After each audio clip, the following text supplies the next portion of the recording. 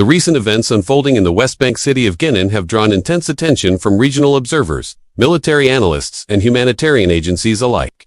At the heart of the developments is a series of ambushes carried out by the Qassam Brigades, the armed wing of Hamas, targeting Israeli soldiers during an ongoing Israeli military operation in the area. Understanding this confrontation requires unpacking both the immediate tactical details and the wider strategic context that shapes such clashes. Jenin has long been a flashpoint of Israeli-Palestinian tensions, and in this instance it again became the stage for a complex and carefully planned militant action. The operation by Israeli forces was part of a broader campaign aimed at dismantling militant networks and seizing weapons in the northern West Bank.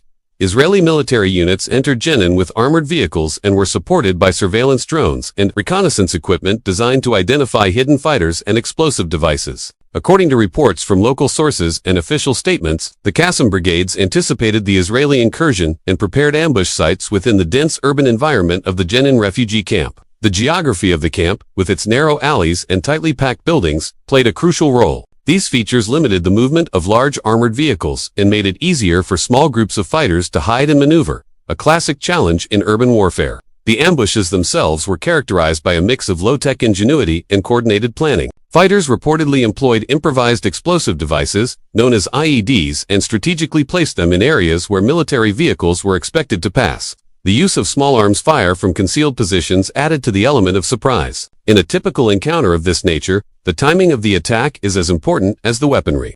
Striking at a moment when troops are dismounted or vehicles are slowed by obstacles maximizes the impact. The Qassam fighters leveraged their intimate knowledge of the camp's layout, using rooftops, hidden passages, and pre-arranged escape routes to carry out their operation and then withdraw before Israeli forces could respond effectively.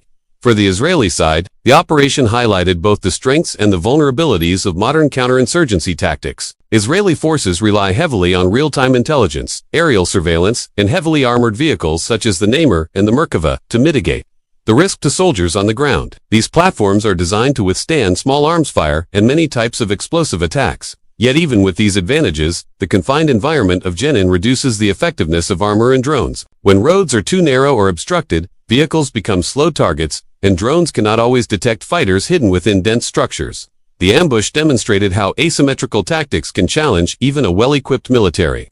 The performance of both sides during these clashes reflects a larger pattern of evolving tactics. For the Qassam Brigades, the ambushes are not simply spontaneous attacks, but part of a deliberate strategy to show resilience and capability despite being outgunned. They rely on relatively inexpensive tools, from homemade explosives to small-caliber rifles, but achieve outsized psychological and political effects by successfully targeting Israeli soldiers. For Israel, these incidents underscore the importance of adapting tactics to urban environments, where technological superiority may be offset by the defender's familiarity with the terrain.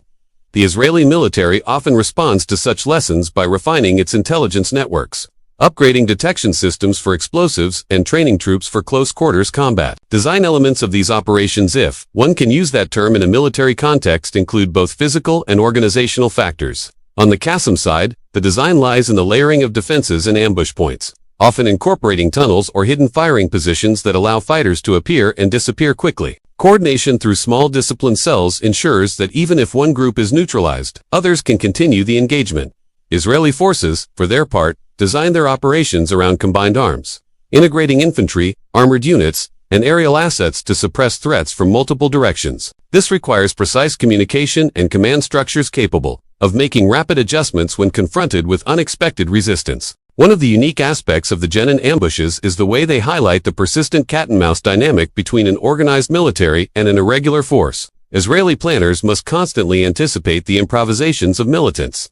While groups like the Qassam Brigade study Israeli tactics to identify weak points, each confrontation becomes a test of adaptation. For example, Israeli troops increasingly use electronic countermeasures to disrupt communication between militant cells, while militants may counter by relying on pre-planned signals or even simple, low-tech methods that cannot be jammed. This cycle of action and counteraction has defined the conflict for decades and ensures that each new clash adds to a growing body of tactical knowledge on both sides.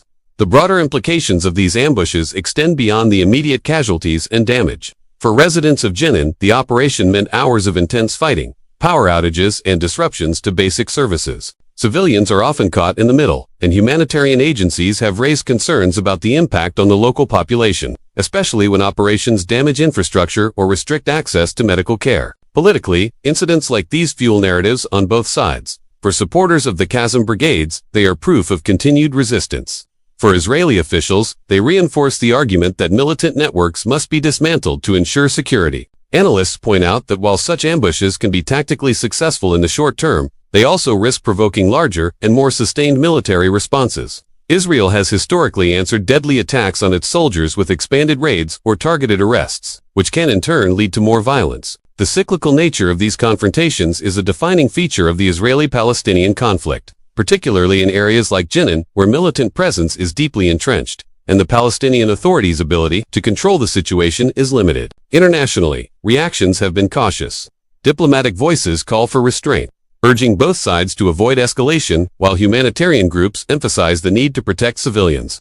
The incident underscores the difficulty of separating military actions from their political and humanitarian consequences. Even a localized ambush in a single West Bank city reverberates through regional politics, affecting negotiations, security coordination, and public opinion across the Middle East. From a military analysis perspective, the Jenin events provide a case study in asymmetrical warfare. They show how a smaller, less well-equipped force can exploit terrain and surprise to challenge a conventional army. They also highlight the limits of technology and the enduring importance of human intelligence and local knowledge in conflict zones. For students of military strategy, the episode illustrates that warfare is not merely a contest of equipment or numbers, but of adaptability and will. Observers note that neither side is likely to achieve a decisive resolution through such encounters alone. For the Qassam Brigades, these operations serve as statements of presence and capability, rather than a path to outright victory.